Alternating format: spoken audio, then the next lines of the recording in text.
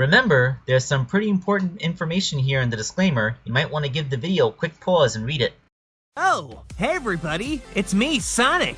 Sonic the Hedgehog! Just here to remind you that if you haven't already, make sure to hit that like button. And for even more amazing customs, don't forget to subscribe to Wake Angel 2001, because between you and me, they're way past cool.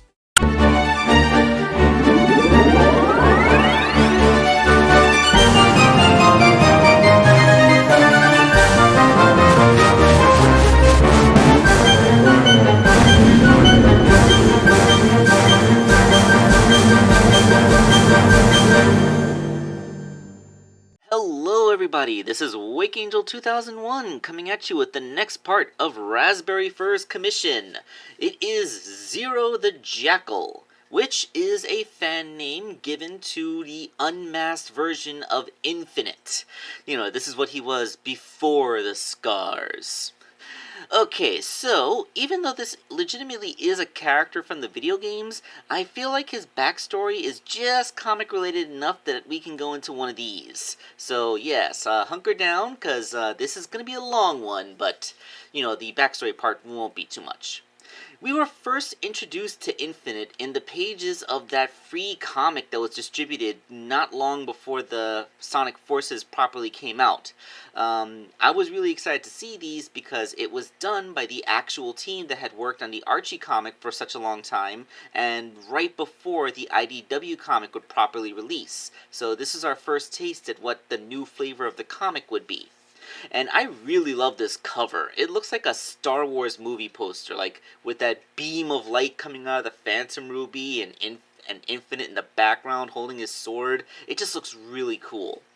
So my personal headcanon is that after the events of Sonic Mania, the Phantom Ruby just kind of disappeared somewhere, and it re-emerged in the proper modern universe. So, perhaps the Phantom Ruby itself is sentient and wanted Dr. Eggman to do something with it. And when the classic universe Eggman failed, it tried again with the modern universe Eggman. Of course, while he was researching the thing, Infinite and his Jackal Squad decided to make their attack, where we actually see that Infinite himself is a pretty competent fighter, easily cutting down Eggman's robots and even getting the jump on Mad Scientist himself. But his sword made contact with the Phantom Ruby, revealing the potential for great destruction. Catching the Doctor's interest, he decided to recruit him, and this is where a deep-seated nihilism within the Jackal emerged, and he decided to throw his lot in with Dr. Eggman to see if he could make some changes. Of course, this is where the comic left off, but we actually did get a little bit more insight through the episode Shadow DLC of Sonic Forces. So apparently, before he actually became Infinite, he actually worked for Dr. Eggman just as himself for a while. And when Shadow was infiltrating his base and had apparently defeated the rest of Jackal Squad off screen, the leader of the squad, Infinite, tried to take him on himself. Of course, we all know what came from that. Despite calling himself the ultimate mercenary, he was absolutely no match for Shadow, getting dispatched in seconds without even managing to get a hit off. So this traumatic defeat, which revealed how, unprepared he was for that fight, led him to discard his unsightly face and take on the new mantle powered by the Phantom Ruby. The first thing he did was take vengeance on Shadow by trapping him in whatever null ray universe. Like, he probably trapped Shadow in the null void the same way that he tried to trap Sonic in the Rookie later on, and this is why Shadow wasn't present until most of the way through the game, where he kind of denied us a proper boss fight against one of the Phantom Ruby Shadows. Like, oh yeah, by the way, we really got gypped out in 2 boss fights in that game. Like Chaos Zero and the copy of Shadow were both taken out in cutscenes. We were totally denied 2 boss fights. I wanted a proper boss fight of Classic Sonic versus Chaos Zero and Modern Sonic taking on Shadow one more time. That would have been cool. Why did they deny us those boss fights? Instead we got another boss fight with Zavik? Come on! Zavik was like one of the more recent ones. We didn't need a boss fight with him. Well, yes, we did need a boss fight with him, but, you know, like, we needed the Chaos and Shadow boss fights more. But I'm not ranting about the game itself, I'm talking about Infinite's origins. And, well, that's basically it. I just covered Infinite's origin. It's actually just kind of cool that the backstory is fleshed out in a comic book like this. And I know not everybody might have read the supplementary material, but so it's just good to have everyone up to speed.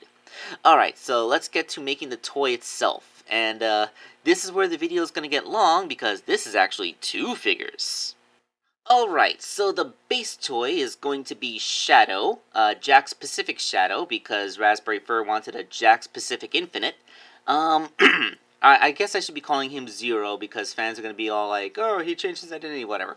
But I decided that I really kind of like this idea. So I brought in my Infinite, the one that had the removable mask feature, and decided to do a conversion of him. So once I 3D printed the Infinite shoes based off of the in-game model, and Corey provided me with a very nice fan-made Infinite head, which is based off of the in-game cutscene, but, you know, had to be fan-made, because apparently, here's a nice little bit of trivia, the game, when I print out, like, the avatar heads, or, like, shoes and stuff, that comes off of in-game models, but it comes off of models that actually appear in gameplay, because apparently models can't be ripped if they only appear in the cutscenes. I guess it's because, like, a cutscene is just a video file on the disc, whereas, like, there's actual data for 3D models that move around during the gameplay. So Infinite's face never appears during any proper gameplay moments, so there's no model of his head to rip. Like, Corey told me that he removed the mask from the Infinite model in game, and what's underneath just looks like a sliced orange. There's no face under there. Even though, like, Infinite does remove the mask, it doesn't happen during gameplay, so there we go. Okay, so like I said, I dismantled my Infinite figure so that I could do this conversion, and I also dismantled the Shadow figure. I would keep the hands, although that the torso, you know, can't have the hips or the shoulders removed. Fortunately, Infinite's pretty much the same color as Shadow, so I didn't really have to worry about that too much. Although, interestingly enough, the back spines are removable. They are glued on, but sticking it in boiling water and then getting your fingernail underneath, they peel off easily enough. Which is good, because this means that I can get a much smoother back and I don't have to worry about, you know, cutting my finger open again with the X-Acto knife. So body conversions. Let's start with the feet. On my original Infinite figure, which I'm going to call Jazzwares Infinite from here on, I just sculpted on the tops of his shoes a little bit to be a bit more screen accurate. And of course, since I just printed the 3D model for the Jack scale one, all I had to do was paint those in the proper badass colors. And yeah, that was that's the feet. The body conversion, this actually got a little bit weird. Let's elaborate. Okay, so I matched the look of Infinite's chest fluff and on the cutscene from episode Shadow.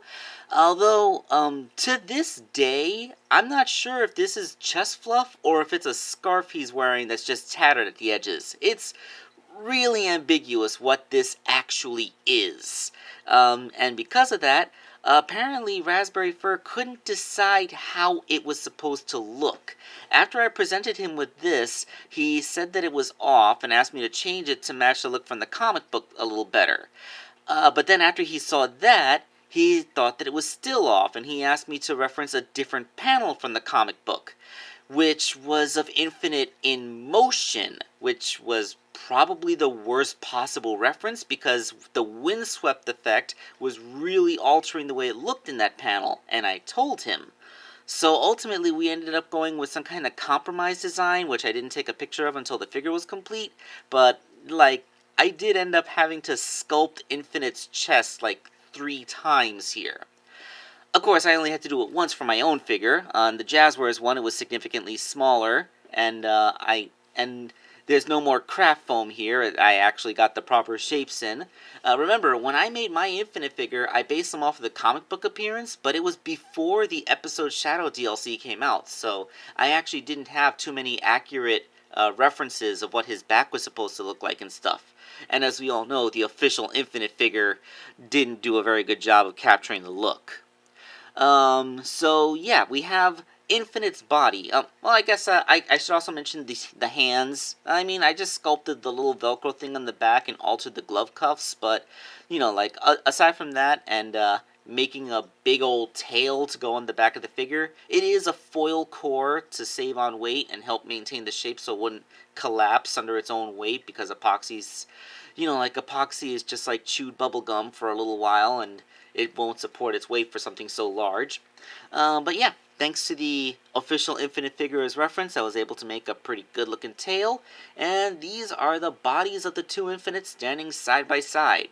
So, yeah, with all that being done, let's take a look at the heads. And we're going to divert towards the Jazzwares figure for a little while because, like I said, the Jack's head is just a big old 3D print. So I cut off all my craft foam ears and hair, which were a conceit for the mask swapping gimmick, which I am sacrificing to have a more accurate figure here.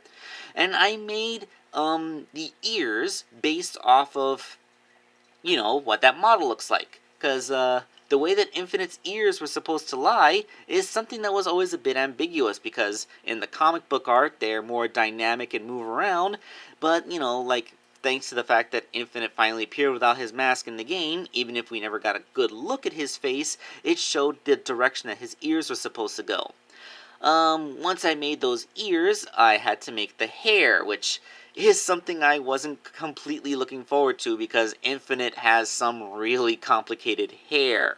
It's basically 14, I want to call them dreadlocks, but they come out the back of his head and they stay up like, yeah, it's just really weird. It's all swept up behind them, but they're still dreadlocks, and it's like, I don't know what you call this. It's just all over the place. Once I made them for Infinite, for my Jazzwares scaled figure, I made them for the Jax figure as well. And on the Jax figure, because it's significantly larger, every one of the dreadlocks is actually sculpted individually around a foil core. The foil core made it so that I would be able to bend and articulate them in the designs I want and give them that wavy pattern. I also had them flare out a bit more for that wild, I am not weak, look that we had going on. So once all those hair points are sculpted and the faces are all repainted, I really like the Jax the Jax scaled one's paint job. It just looks so matte. Like this is just like he's cool looking is what I'm trying to get at. I mean, for something that Sega didn't focus on so much that they didn't even bother to animate his mouth, it's really cool to know that there's the fandom out there would go through so much effort to lovingly recreate it. And I guess I should make a quick point about the paint job. I painted the muzzle, eyes, and the hair, but the insides of the ears and the scar are actually just the native color of the plastic that I printed. I thought that this created a kind of interesting effect, like it creates an almost furless skin type effect. Like the painted parts, I intentionally painted in such a way that the brushstrokes showed just slightly, creating a bit of fur texture. But on the parts that I didn't paint, it actually has more of a skin-like look, so that this scar over his eye really does look like a scar. So that being said, we have Zero the Jackal done in two different scales. The Jack Specific scale, which is 4-inch, and the Jazzwares, which is 3-inch.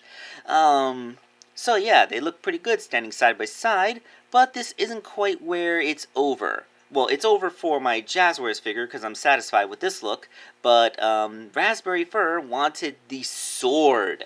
Yes, Infinite's really cool curved scimitar type thing, which actually took a significant amount of time to make. So the fact that you're looking at it in this one picture makes it look like it was a simple little thing. But yeah, like this was made in 3 phases. I had to make the handle one day, wait for that to harden. Then I had to make the hilt accoutrements and wait for that to harden. Then I had to make the blade and then sculpt the blade guard that holds it on, and then wait for all of that to harden before I was able to paint it. The blade of the sword is made out of craft foam because there's no way I could actually sculpt such sharp details out of epoxy. And I guess this is the time to bring up that my 3D printer is down. The heating element on it is not working, so it's unable to melt plastic. This is a pretty critical feature, as this means that it can no longer make stuff. So I have printed quite a few things in advance, so you're going to see quite a few customs after this that are going to use 3D printed parts.